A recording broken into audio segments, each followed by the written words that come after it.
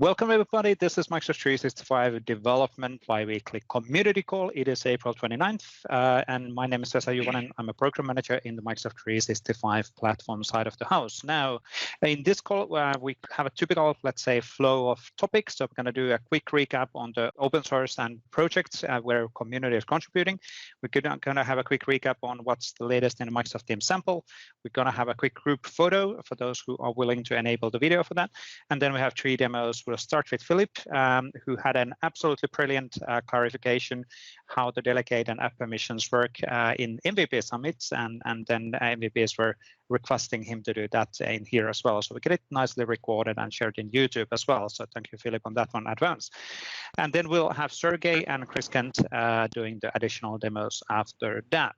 Now, quick recap on what are the opportunities of contributing in the community. Of course, we do welcome community demos and community contributors in general. So we would love to have you to do a live demo of something what you built, something what you learned, something what you've done. Not really a product marketing demos or selling your product, but rather explaining something what you were able to figure out, or a technical architecture is completely fine. Whatever you're demonstrating doesn't have to be open source. So, but we, of course, also look for samples to be covered in here, because that's the easiest way to learn why or how something has been built for Microsoft Teams or Microsoft 365 or SharePoint or whatever is your target. And the most important thing, please provide feedback. We need to know what works and what doesn't work, so we as a Microsoft can make your life easier. And that's super important thing. Keep on pushing for us helping you. For the Microsoft 365 platform, we have a lot of assets available. So we have 2 different YouTube channels. We are kind of having discussions, should we merge them and all of that stuff. It's complicated. We have a lot of open source stuff available in multiple GitHub locations. We have sample galleries available for Microsoft Teams, SharePoint Framework, for Power Platform is the latest one, which is really, really cool. And if you're wondering that, oh, there's a huge amount of different URLs in this, I can't remember any of this, AKMS M365 PnP. The last one in the list is the one URL where you'll find links to the Microsoft Graph SDKs, the open source projects, the documentation, the forums, samples, and all of that stuff. So single URL to remember.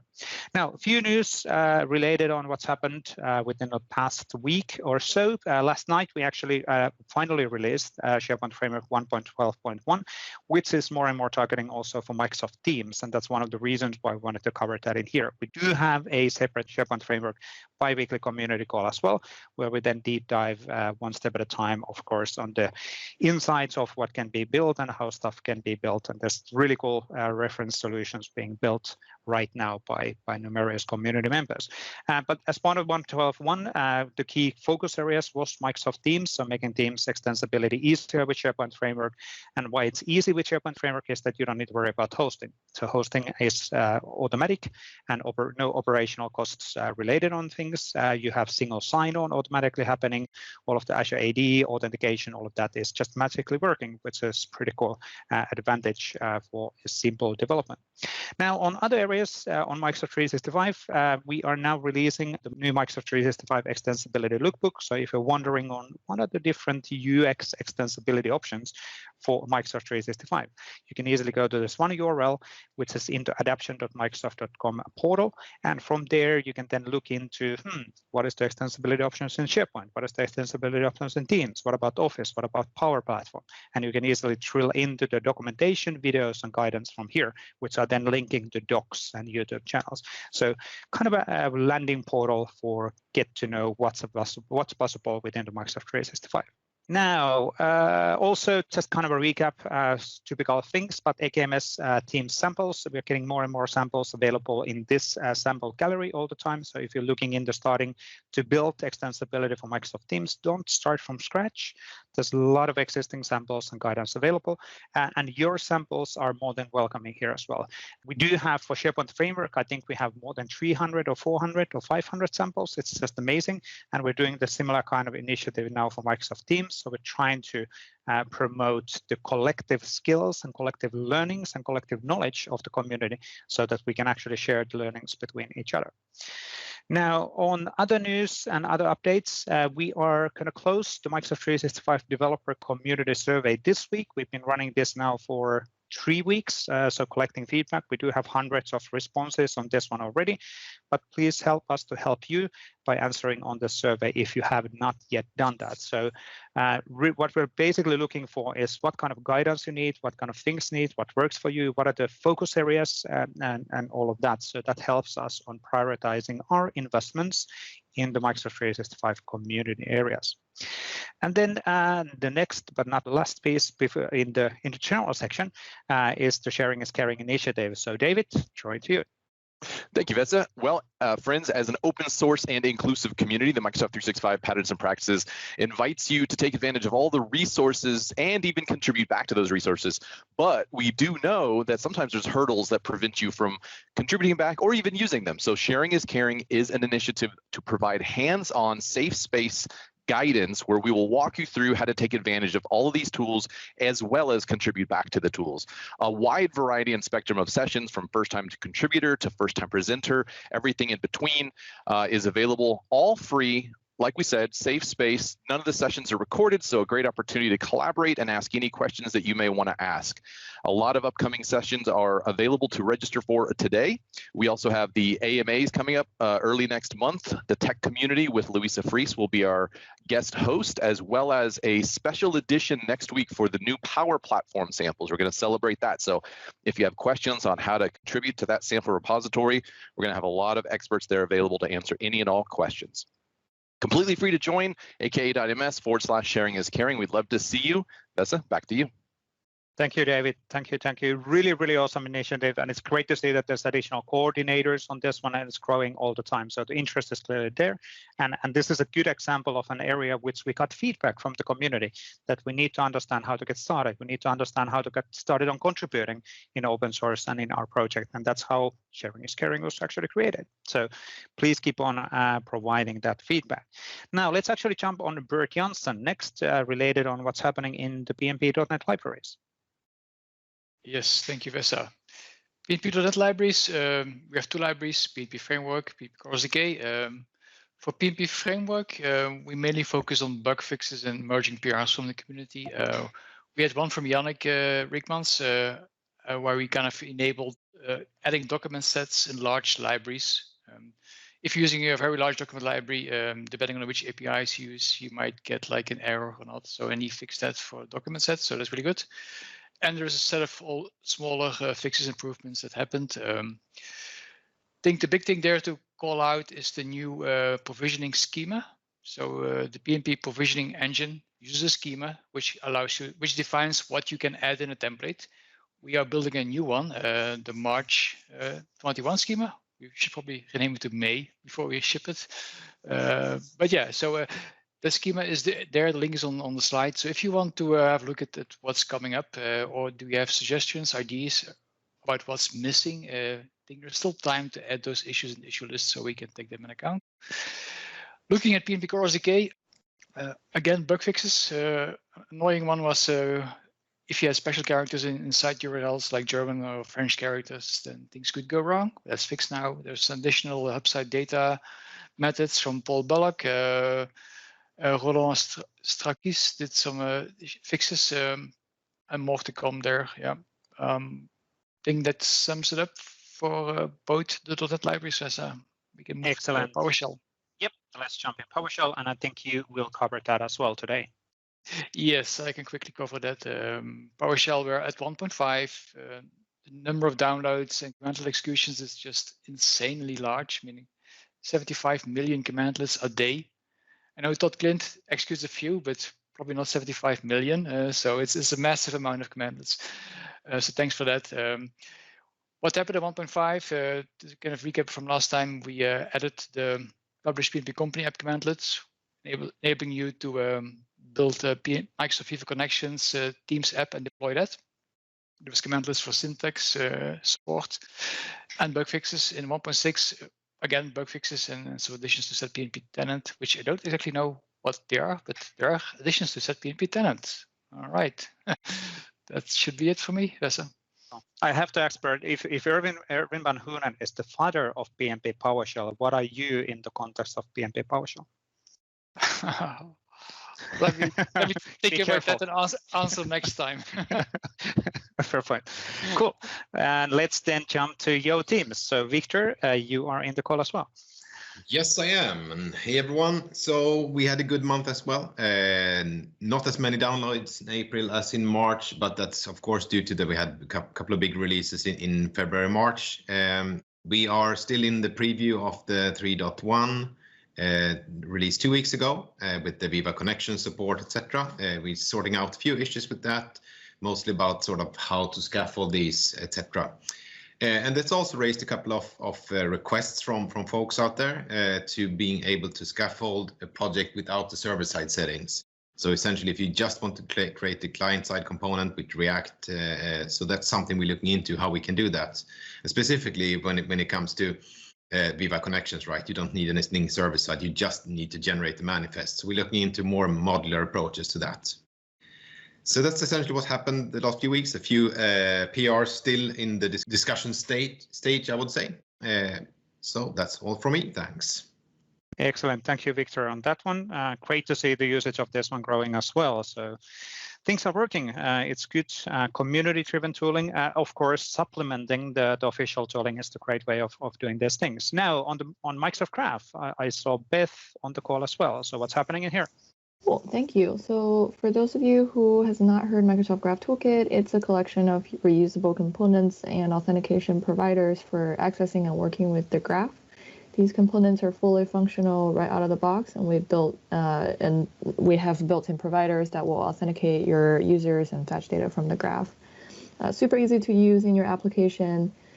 We've been trying really hard to fix all the bugs that we have opened against our repo in order to prepare for a 2.2 release. The preview package now includes the MSAL2 provider, the file and file list new components, and as well as the revamped version of the login component that supports multi-user login as part of the MSAL2 provider release. So feel free to try all those things and give us feedback and log more issues and help us push out the 2.2 release faster. Excellent. Thanks, Thank Beth. And please use Microsoft Graph Toolkit. It's definitely the easiest way to use Microsoft Graph because you just put a control on your implementation or web page and voila, it just magically works. Well, it's not magic. There's actually engineering behind of that, but it's awesome. So, but thank you, Beth, being one of the persons making our life easier with the Microsoft Graph Toolkit. Thank you, Vesa. Now, quick update on the Microsoft Teams samples. There was a really comprehensive and cool sample, which is a document manager sample included quite recently in here. This is something which has been built by Microsoft employees to demonstrate the power of Microsoft Teams in the context of document management. And it actually integrates nicely with SharePoint behind the scenes, SharePoint being kind of the content management server of Microsoft Teams. And more you'll see that kind of an implementation also in the future. But really cool capabilities on approving documents which are going to be submitted to the asset library and then surfacing information using a bots and all of that. So really cool stuff. In general, we are looking into additional samples, so we would love to have your Microsoft Teams samples listed in this same one location because it helps everybody else on finding what's available. Now, before we go then to the actual demo section of today, let's actually do a quick group photo. Today, I'm going to actually start my Camtasia recorder. For those who are interested, you can enable your video. I'm going to put you in that screen. And we have a 50 people limit still in the Microsoft Teams within this picture. I'm not going to enable my video, so I will save one more spot. I think we have a few more spots available. Excellent. I will actually start the recording, but let's not do waiting yet. Wait for it. So we'll get everybody still a few more seats. I think we're full, and let's do some waving. Thank you, everybody. Thank you for being part of this community and helping others to succeed. You are absolutely awesome. So thank you, and keep the feedback coming. Thanks, everybody. Oh, I can say Clippy on the picture as well. Thank you, April. Thanks, everybody. It's really cool. Really cool. Good. And I will move that away from here. Now that is captured. Excellent. So let's actually then move into the demo section, and we are right on time. This is pretty amazing. I think finally, after 5 or 6 years, we're learning how to do this. So, Philip, you are first in line to explain us how the delegate and app permissions work in Azure AD. Awesome. Thank you. I'll go ahead and take over screen sharing. Excellent. So my name is Philippe Signoret. I'm a program manager at Microsoft in the Identity Division. And today I'm going to talk a bit about delegated permissions and application permissions in the Microsoft Identity Platform. This is indeed similar to a talk I gave for the MVP Summit. I changed things around just in case you'd already seen the MVP Summit one. And some things are a little bit different, but generally it's the same.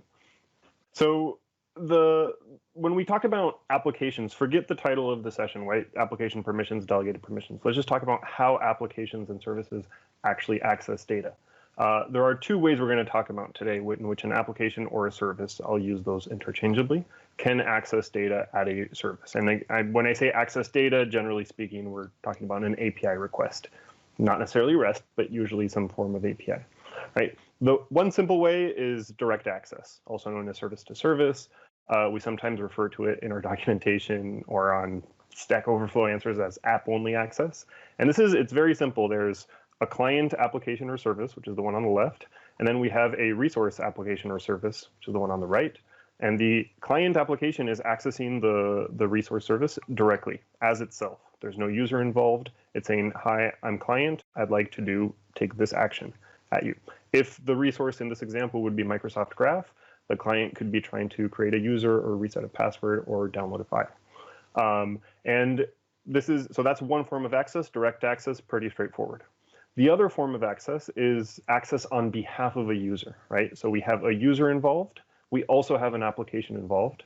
And the access that the application is taking, the client application is taking on the resource is done on behalf of that user. And so if you notice the little pentagons that I have there that represent the token, the one for direct access is identifying the application as the subject of the token, whereas the one on the right, it's identifying the user as the subject of the token. And that will be an important thing in the next few slides. When we're talking about access on behalf of a user, we often just, to decode some of the terms we use, we sometimes refer to this as delegated access. Sometimes we call it app-less user access. In some cases, I've heard constrained impersonation or impersonation access. But all of these are access on behalf of a user. One important thing to call out here is that on the identity platform, this is always on behalf of a signed-in user. So a user that at some point in time actually signed into the application, as opposed to arbitrary impersonation of any user who didn't actually sign in. Right? So these are the 2 forms of access that we're going to be talking about. What I'm talking about here, I mention often the resource or the API. You can, of course, always think of Microsoft Graph as a good example of an API, but there's also the Azure Management APIs or APIs that you develop. I'm laughing at the comments. Direct access. So when we have direct access, again, just the client accessing the resource needs to make a decision in terms of authorization. It's asking a very simple question. Is the app authorized to do this? A little bit more generally, is the subject of the token authorized to take this action, right? And on the identity platform, we offer a type of permissions for direct access, and we call them app roles. And when it turns out that app roles are granted to other applications, we just change the name and we call them application permissions. But app roles or application permissions for this conversation are interchangeable. And they're just a way of expressing authorization that is used for direct access. Now, one very important thing to keep in mind, in particular for direct access, is that there are actually many ways in which an application can be given authorization for direct access. Application permissions and app roles is just one of those ways. And it's a very common way, for reasons we'll see in a bit, but many other ways are possible. For example, if you're familiar with how Azure does authorization for direct access for applications, there's no app role. There's an Azure RBAC role assignment, and it's granted to the service principal that represents the application in that tenant. But there's no consent for an app-only permission like there is for Microsoft Graph. So likewise, you can assign a directory role to an application, or you can make a service principal owner of a group or of another service principal, and that is giving it authorization to do things, or make it a member of a group, etc. So always keep in mind that there are many different ways in which an application can be given authorization. And if you're building an API, or others have built APIs, they could also just have a list internally that says, hey, these applications are allowed to take these actions. And that would be another form of authorization. But all of that is for direct access.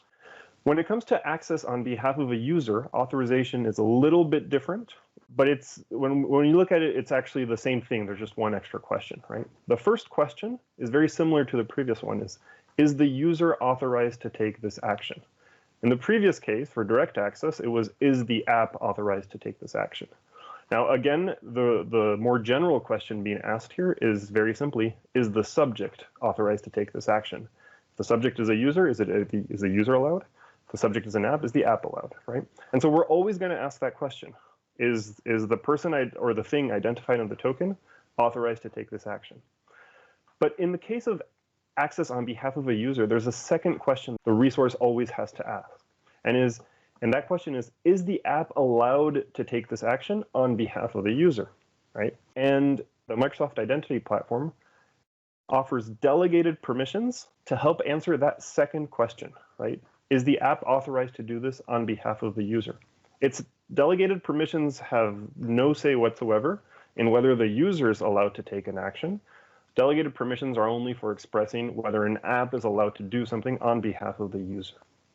Right? So it's always important to keep in mind that the user needs to be authorized and the app needs to be allowed to do what it's trying to do on behalf of the user.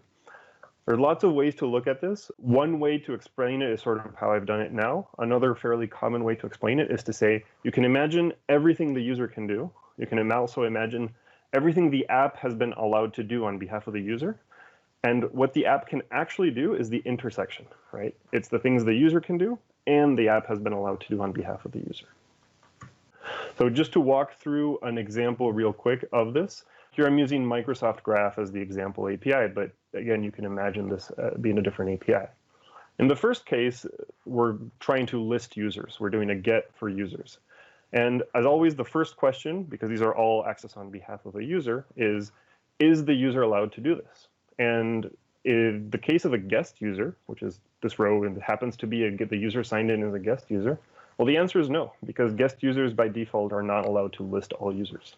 And so we would answer no immediately, and the resource, in this case Microsoft Graph, would just stop there. It wouldn't even ask the second question. It'd say, no, user's not allowed, so I won't even check if the app. Now, in this case, it turns out that the app is allowed to take this action on behalf of the user, but that's irrelevant because the user themselves can't do it, right? So the result for this request would actually be an authorization failure. The second example, the user is a global administrator, but the app is trying to delete a user, right? Now, so again, the answer to the first question, is the user allowed to do this? Well, yep, global admins are allowed to delete users, unless that user happened to be the global admin themselves, but let's assume that wasn't the case. The second question, though, is can the app do it on behalf of the user? And in this example, because the app had only been granted the delegated permission directory read all, which does not include the permission to delete users, the answer here again is, well, no, you can't do it. The user is allowed, but the app is not. And that middle row is the reason why delegated permissions exist. That way you can have applications that privileged users are accessing, but the application cannot misuse users' privileges on different resources. And then the last case, because we have to have a case that actually works, the application is just trying to get the signed in user's profile, so /me, right? The user would be a regular member user, and the application has been granted the delegated permission user.read. Well, this one would succeed because users are allowed to read their own profiles, and the application has been specifically allowed to read the signed in user's profile on behalf of the signed in user.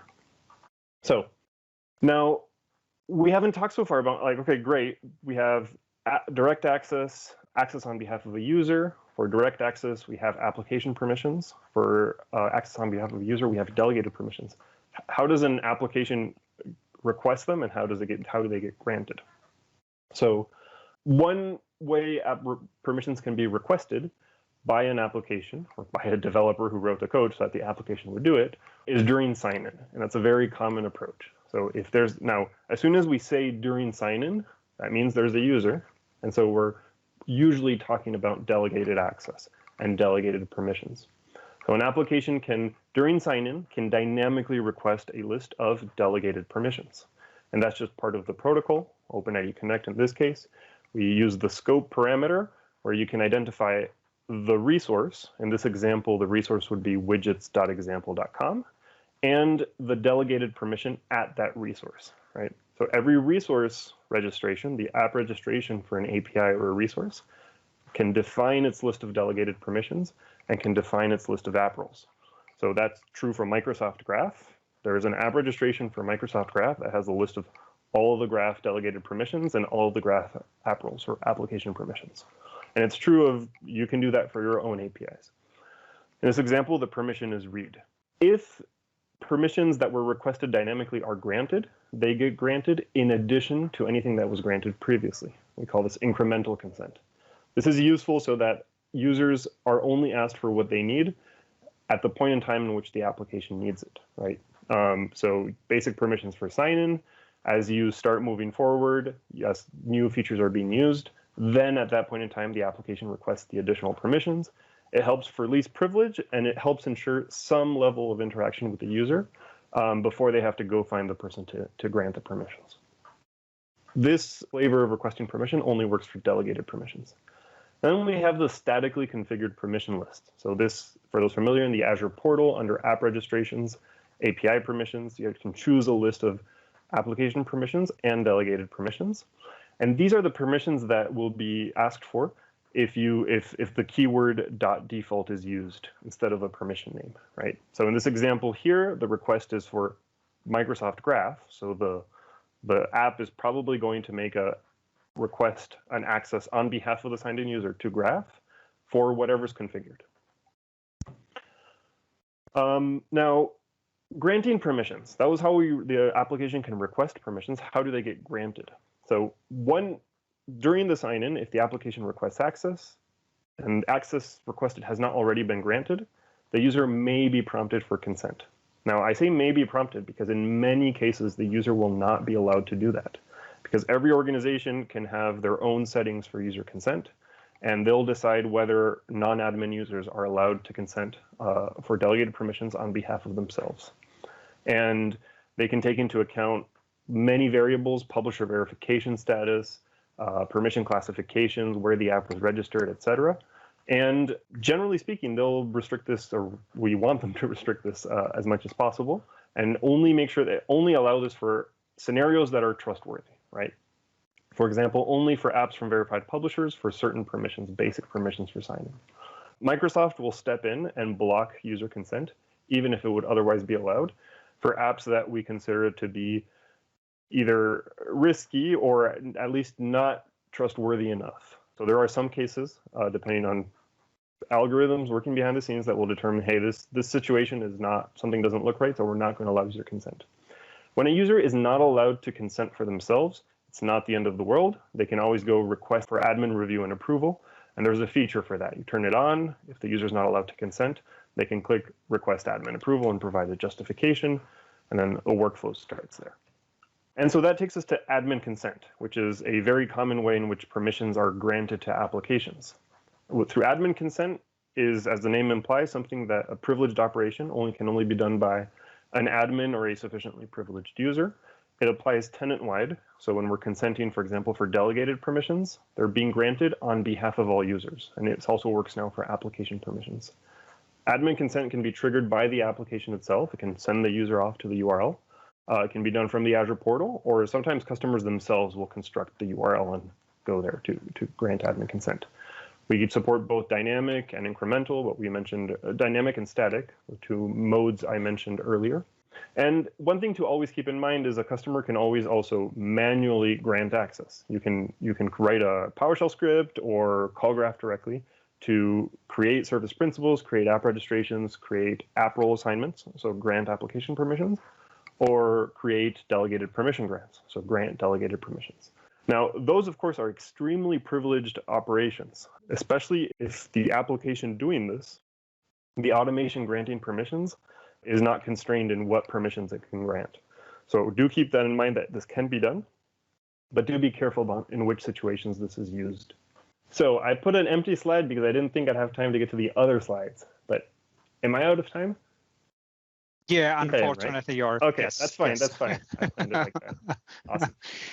Yeah, I think that's a great introduction, and we just need to be super strict on because of the other demos today as well. So and this is a great stuff to get recorded and as a video for YouTube as well. So thank you, Philip, on that one. A lot of people clearly happy on the clarification. So really great stuff. I think it's super important that we demystify the identity model because people are. I don't think people are educated enough, or maybe it's too complicatedly explained, but this was a good clarification how things are actually working. Great.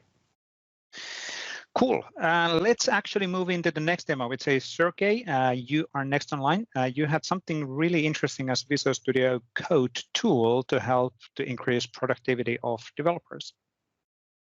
Yeah, thank you, Vesa. Hello, everyone. My name is Sergey Sergeyev. I'm from Belarus, Minsk. I'm SharePoint and Microsoft 365 developer and consultant. Love development, GitHub, and all this stuff. How to make sure that all of your localization labels across SharePoint Framework solution are consistent. So that's something we're going to see in this demo. Let's get started right away. Here I have a very simple and very basic SPFX web part, which simply outputs a localization label. So if you go and see the code, then in the hello world component, I have a strings.greeting, which shows me this nice label here.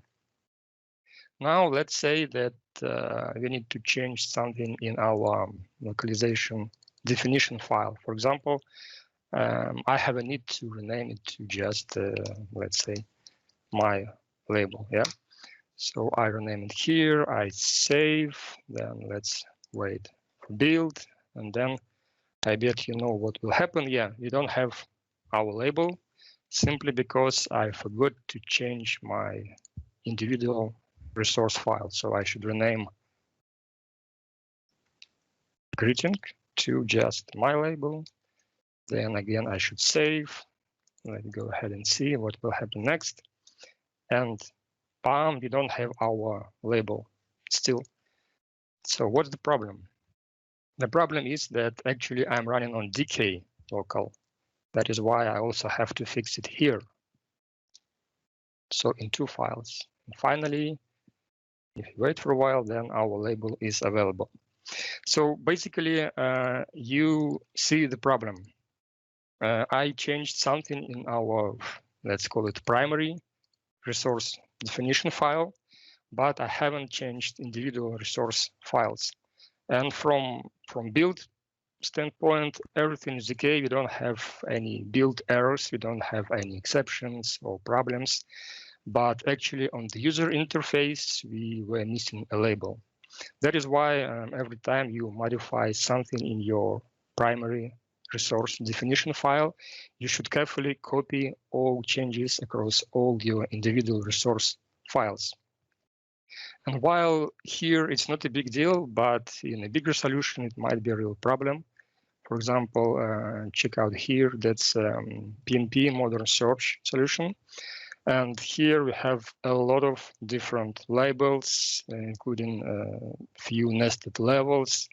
Also, that's a common localization file, but we also have localization files for each individual web parts.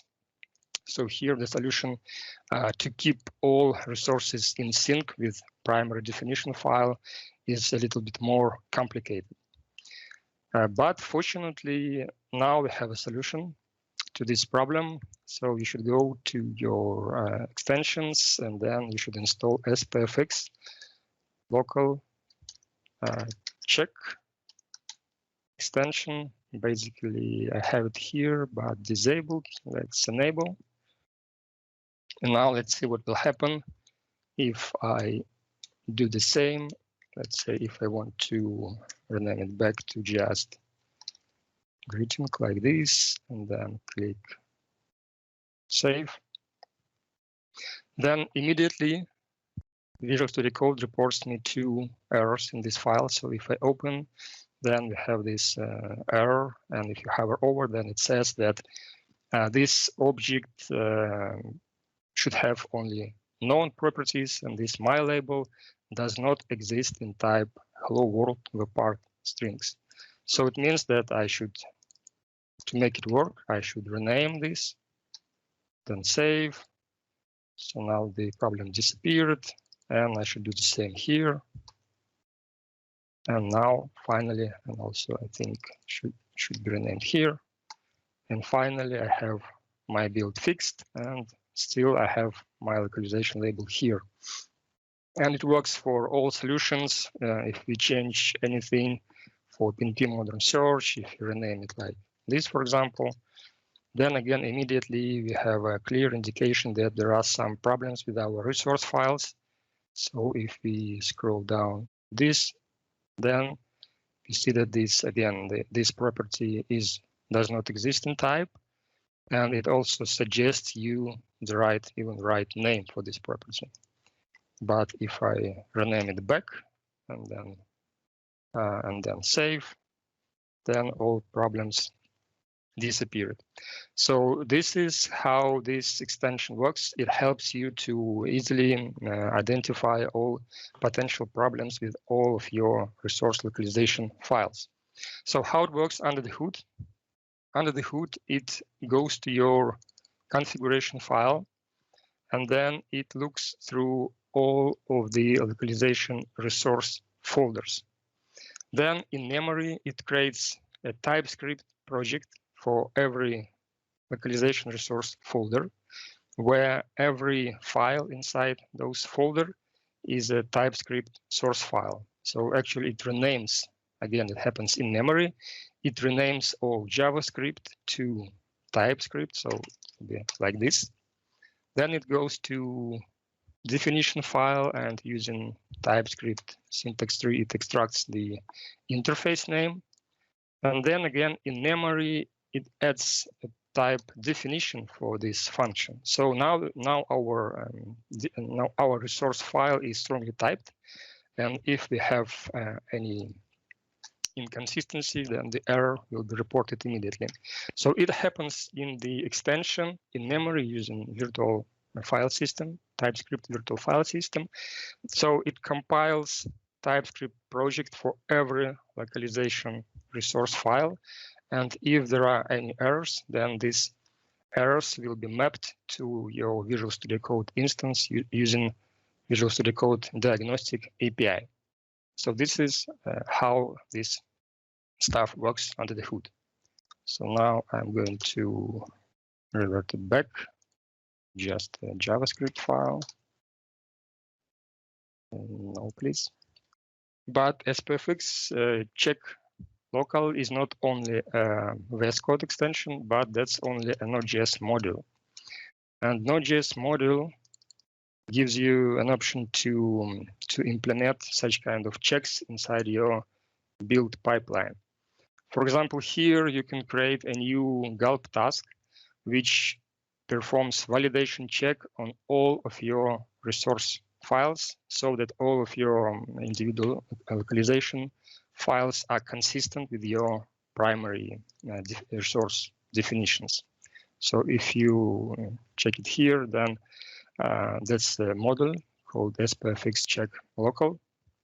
Then we have one function, check for errors, and this function accepts path and root path to root folder of your SPFX project, and optionally you can say whether you want to print errors or not. And then as a result, we have an array of diagnostic data. This array contains all found errors and metadata about errors. If this array is empty, then everything is good, so we are done without error message. And if not, then we report error messages back like this. So for example, if I, let's say, let's say I have it renamed here to something like this, then save. And if I try to run production build, then the build will fail simply because I have inconsistency between my localization resource files. So this task errored because we found errors in localization files, and also in the output it shows exact line where the problem is, so that you can go and fix all potential problems. For example, I should just rename this one back to just greeting. And that way, if we run it again, then all problems will be cleared. So you can use this additional gulp task, for example, in your continuous integration process to have additional verification that all your localization resource files are in sync with your master or primary localization resource definition file. So basically, yeah, this is it from my side. Thank you very much for this opportunity. Excellent, thank you, Sergey. Don't put the Vesa Studio Code away. Just a few okay. Pointers just to call out as we're chit-chatting a few questions because we have a few minutes. So just out of curiosity, you're probably using this in your day-to-day work, right? So you're building, and was that where the whole need came from? So just out of curiosity, what was the original reason why you created the extension? The reason is that the first reason is that sometimes if you have a lot of localization resource files, then you might see problems on user interface if you forget to update something or to add something. So in this case, extension will help you to easily identify these problems. And the second reason is if you, for example, in code, if you somehow transform your localization keys or localization labels, then if any label is missing for any language, then we will have not only user interface problem, but we will have a runtime exception, and the whole web part will not work. Yeah, this is super useful. A lot of people were super happy about what we've done here, and it's a great extension. Just out of curiosity, how hard was the creation of the extension? So for those who might be interested in building their own. Actually, it's not that hard because there's just a few Node.js modules which help to create this in-memory virtual file system TypeScript project, and then the TypeScript API provides a way to compile a project, to add files, and then to see the problems in the TypeScript project. Cool. So not a big deal. Yeah. Yeah, it's just out of curiosity. It's always interesting to know how hard it is to build these kind of things, but it's super useful as it is for sure. And thank you, Sergey, for sharing this one. So let's then jump to, is it fair to say, Chris, no code or low code, or is it super code or horse code, or how do you define what I was saying soon? Yeah, definitely code and horse. So there you go. Okay. I mean, no code, low code, right? Yeah, exactly. Cool. We can see the screen. Take it away. All right. Hey, everybody, I'm Chris. Let's talk about some formatting. So I want to talk about something that's always been a little bit tricky, right? It's always lived in kind of its own space, and that's lookups. So it's a field type, right? These are lookups where you say, hey, go get the value or values from another list on my site, right? And bring that value in, and whenever I look at my current list, also bring those values in, and there we go, right? And you can have one, you can have many, you can do all sorts of stuff. Now, they live in their own little world, partially because, right, there's a serious lack of support, right, for the types of things you can do with lookups, right? So really, you're just looking at, text, number, date, and time. And although it's listed as unsupported, I'm telling you, you can do calculated, all right? And then, of course, all of these other ones you might want to do, right? Sorry, that's not going to work out, but that's okay because this still gives us a lot of power. But it does change how formatting is applied. So just like it lives in its own world with column type, when it comes to formatting, it is definitely unique and presents some unique challenges if you're not familiar with it, or if you've just been using every other field type except for lookups.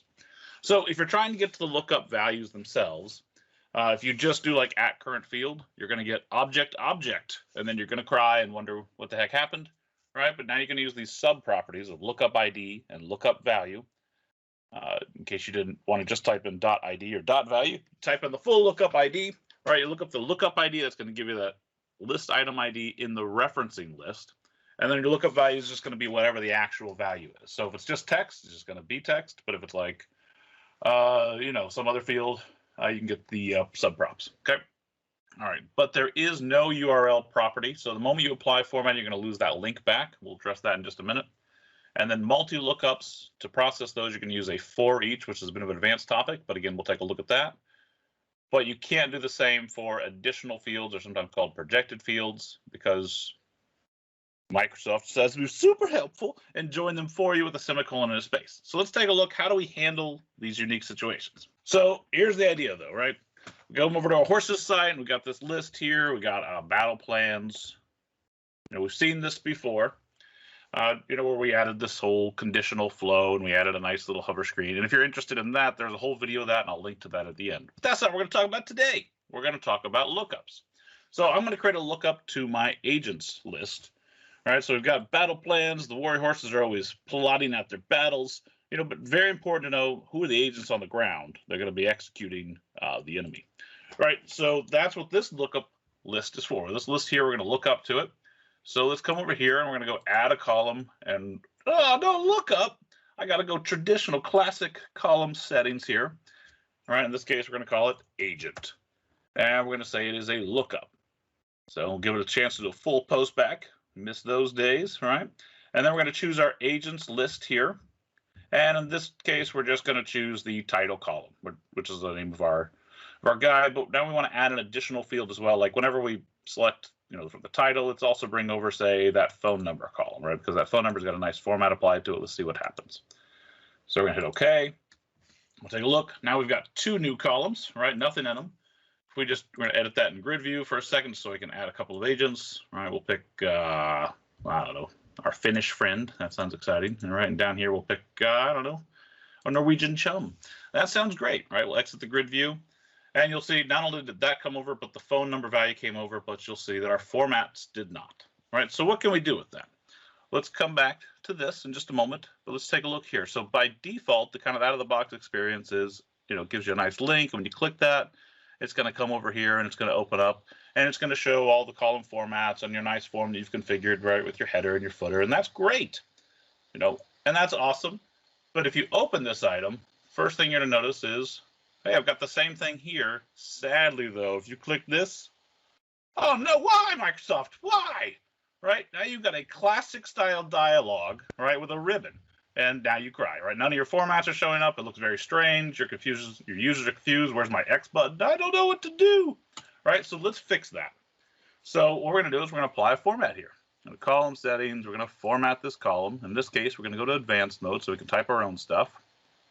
All right, let's make this slightly bigger.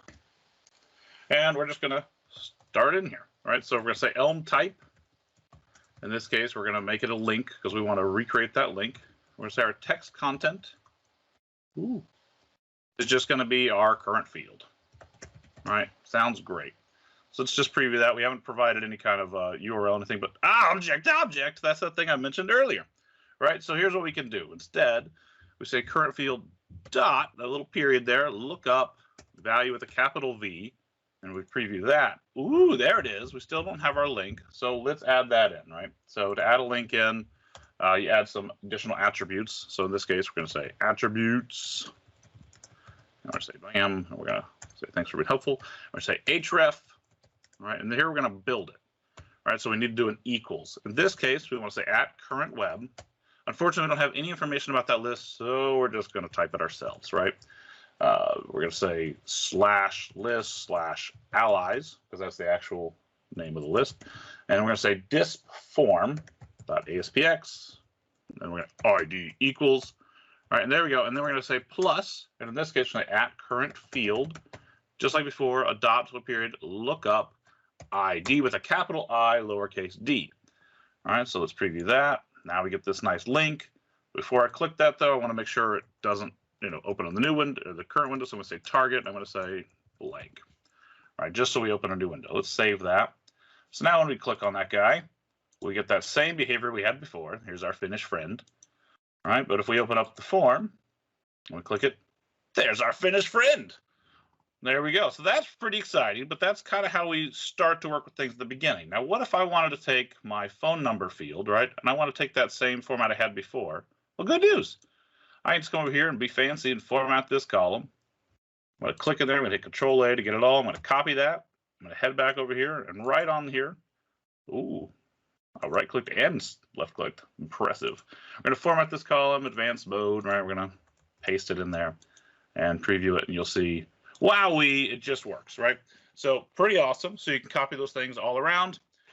But what if we want to do some other things, right? So that's cool. We fixed one little thing, but let's go in here to our list settings and let's swap things around a little bit. So we're going to go back down here. We're going to go to agent. And in this case, what if we said, you know what, I actually want to put the phone number in the main title, right? I don't know why you do that, but let's say you do that. We're going to take away that projected column, right? So we're going to hit OK, go back to our exciting battle plans list. And now we get this. We still have our format, right? That's being applied. So it's got that link and everything. But what if we said, OK, forget the link. I want that same phone number format. So I've still got it on my clipboard. So I'm going to paste it in there. All right, let's scroll this over so we can see it.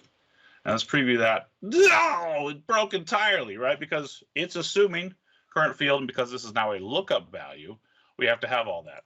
Now, if you start looking through here, like, oh gosh, there's all these calculations for all this junk. Well, good news. Now, I'm not using the awesome SP formatter right now for the sample. I'm just using the out of the box, right? But because this is also a Monaco editor, I can hit Control F inside this box. Ooh, hidden secret features, right? Next to at current field. And if I hit this little bitty care right here, now I get a replacement. So I can say at current field dot lookup value. All right. If I hit this guy, it's going to replace all of those. And when I preview that, bam, we just fixed it, right? So that's awesome right there. So now we can do a lot with that. Now let's go a little bit crazier even, right? So I'm not going to save that. We'll just go back to our list settings. Now, what if we decided to be even fancier, right? We take our agents column. Now it's agents, because now we're going to say, let's go back to that title field. Let's allow multiple values. All right, and we'll bring over, let's say, the status. That sounds great. Just a projected field. And now if we take a look at that, we'll go back to our battle plans list. Now we've got this, and again, I didn't save that other format, so it's got the link, and that seems to be okay, right? Because we've got one, but what if I decided, our finished friend needs a buddy, all right? So we come in here, finished friend also needs to hang out with his Russian comrade, and let's say his Dutch roommate, all right? So we're just gonna click off to save that, and that's great, but uh-oh, we got problems already, right? So now it looks weird, and if you actually could see, it's gonna concatenate all of that together. It's a mess. None of that works anymore, right? So let's go to column settings and format this column. So instead of all of this, we actually need to do this a little bit differently, right? So we need to do what's called the for each field. I'm just going to copy this and then we'll take a look at it. I'm going to paste it in here. All of this is available as a sample, which I will link to you at the end. So the idea is we have kind of a parent element, and then we in a child element. You can't do it at the root element. Within a child, you could set up basically a template element, right? So everything in this sub element, this child, is going to be repeated for every item that comes back. And we do that by saying for each. When we put this on here, we have to specify an iterator. You can name this whatever you want. I just named this one. I took iterator. I'm not sure what's happened with my accent there. It's good times though. All right, so but the idea here is now I can access like it was another column, but I do that same thing to get that lookup value, right? So when I apply this, I've not done a link or anything, but I get this nice, list here, and that's okay. So that works, right? So now I would assume I could take this same format. Again, I'm going to copy that, and I could just apply it here on my projected column, right? So I'm going to format this column. Oh, sorry. Column settings, format this column. Go to advanced mode. Let's scroll over so we can see it. And I'm going to paste that in, preview that. It totally busts here because, again, Microsoft's tried to help us out. And if we take this away, right, so let's cancel so we can see it. It's actually taking every value and it's just putting a semicolon in the space. not particularly helpful to us, right? So what if we wanted to do something with that? So we can go pretty elaborate here, and I'm going to take this multi-lookup projected field, part of the sample. Again, I'll link to the end here. It's a mess. All right, we're going to grab this giant thing. I'm going to explain all of this in a moment. Let's preview that, though. Now it's working. So what this is doing, because we don't have a true split function and we can't use a for each, we're actually going through and we are parsing one at a time, across those. And we're finding, if it's there, if it exists, and so on. And each one of these gets more complicated. So this sample supports, I think, up to 5 particular values because you have to have one for each of these. So this makes you cry a little bit, but that's okay. What if we want to do something a little bit else, right? And we could line these up, and that works okay. But let's go one step further in our next 4 minutes. All right, so I'm going to go back to the list settings just to change this up. Now, I mentioned before that lookups can actually do calculated columns despite the official documentation. So let's see that in action. All right, so let's just take that away, and we'll just say use our exciting stats calculated column. All right, so and I'm just going to go and clear out this format so we can see how it looks. And hit OK. Go back to our battle plans list, and here we go. So now what I've done is I've created a calculated column that takes the three fields that I want to look at here, right, and puts them all inside one column, right? So I've just put a little pipe between the title, right, and their status, and then their kill count over here. So I can then extract those values myself. Now I'm going to paste one in, and we'll just take a look at it just because we're running a little bit behind on time here. So let's just grab this, paste that sucker in. Let's preview it, and I'll show you what we're actually doing here. So we're going to expand that so it looks a little better. All right. Ooh, that's fine. Okay. This is my half attempt at a table, but the idea here is we're going to split those values ourselves using that for each. So we know we can get each value as a for each, right? So we got that item iterator. And again, we're going to inspect. Now, the first thing we're going to do is we want to do something different at the top, right? We wanted to close that border at the top. You can get what position you are in that for each using this loop index operator. And you just pass in whatever iterator you're in, right? Pass that in, it'll tell you. And so if you're the very first one, which is 0, then we add a border. Otherwise, we don't. And then we get those individual values using a substring where we get the lookup. We look inside the lookup value, right? We start there and we say the first index of, the pipe and so on. And we're kind of doing that for each one of those as we go. So that's one way to do that, right? So you can take all that and kind of go that route with it. So if you want to go a little crazy with the table, you can, but you've got other problems when you go this route, right? So if I come in here and I want to filter, oh, that is not helpful, right? So again, you kind of got to weigh the pros and cons, but also understand that you're not going to be able to bring in certain values from those other columns, right? So there are lots of ways to solve it when it comes to formatting.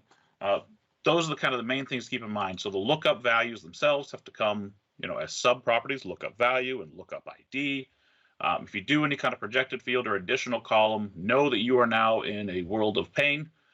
Getting those semicolons and spaces, and you're going to split all those apart. But again, the sample is available for you, and you can cut and paste that and then customize as needed. So let's switch back real quick for some resources that I promised. Ooh, not yet. There we go. All right. So we take a look here. These are some resources for you. So I mentioned before when we looked at the battle plans, right? Some of you might have been more excited about that hover card, right, and the conditional flow and all of that. If you go to our official YouTube channel and you just search format flow, right at the top are going to be 3 different demos that could show you how to do that, and we have samples for that as well. If you're interested in how we did that giant splitting for the multi-lookup projected field, that's available along with how we did kind of this stack where we addressed it. And the official documentation is here. And if you're just interested in more list formatting videos, we've got tons of these now. There's a playlist set aside just for that, all about Microsoft Lists and list view and everything we can do with that. And check that out at the LF videos link here. All right, and that's all I got. Excellent. Thank you, Chris. Super entertaining as always. So you did say the curse word almost there. I don't know if we need to do a beep on the recording. So all good. So It's a family show. No, thank you, Philip, thank you, Sergey, and thank you, Chris. Awesome stuff again. Super cool demos. We'll get the recording out within 24 hours in our Microsoft 365 community channel, and we'll then also split these individual demos as individual videos, which will be coming out gradually within the upcoming weeks. The next M365 general development call is on May 13th. The next SharePoint Framework call is on same time as week from now, as today from week from now. So kind of makes sense maybe in English, but on May 6th. And see all of the community calls in AKMS M365 PnP. There's a lot of calls available. If you're looking into when are they happening, all of that, go to the AKMS M365 PnP and you can see the sequences and all of that. And choose those calls which are interested in joining. But that's all what we're going to do today. Have a great rest of the week.